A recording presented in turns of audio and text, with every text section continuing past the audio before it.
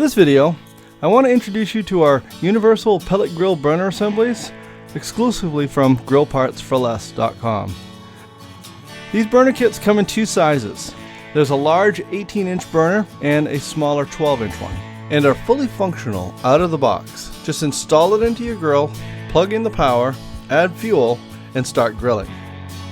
The measurement which defines these kits is the distance from the hopper mounts to the center of the fire pot. For those of you that are making your own grill drum, the small kit will center into a 24-inch to a 26-inch drum, and the larger kit will center into a 34 to a 36-inch drum. And speaking of making your own, check out this really cool smoker that a customer of ours made with our 12-inch kit and an old Coca-Cola fridge.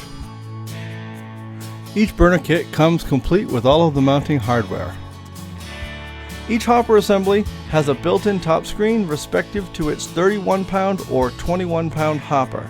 And it features a clean-out trap for quickly changing over those pellet flavors, and there's a power cord hanger for easy storage of the cord when you move in the grill.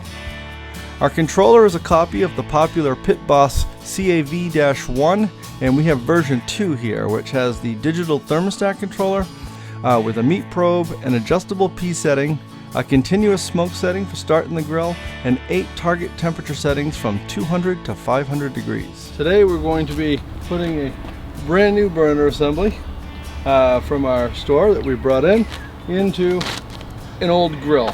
Let me show you how to do that. Alright, so the first thing you're going to want to do is take your RTD probe and just connect it from the assembly. And then you're going to turn out your mounting hardware, these 4 bolts. You're going to get this gasket. This gasket is not sold with this unit. This is INS 144, and you're going to take your gasket with the small side. That's going to go on the bottom.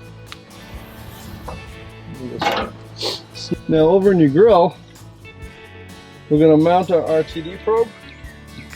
And that's going to be the other end right here. We're going to take this plastic end, you're going to slip it down through the hole. So we're going to bring this out like so. And we got our shield.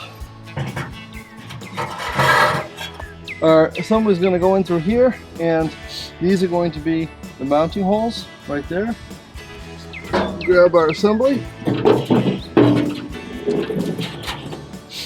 We're going to slide it in about like so, and then we're going to connect our RTD probe. So this piece right here needs to go inside the hopper. So push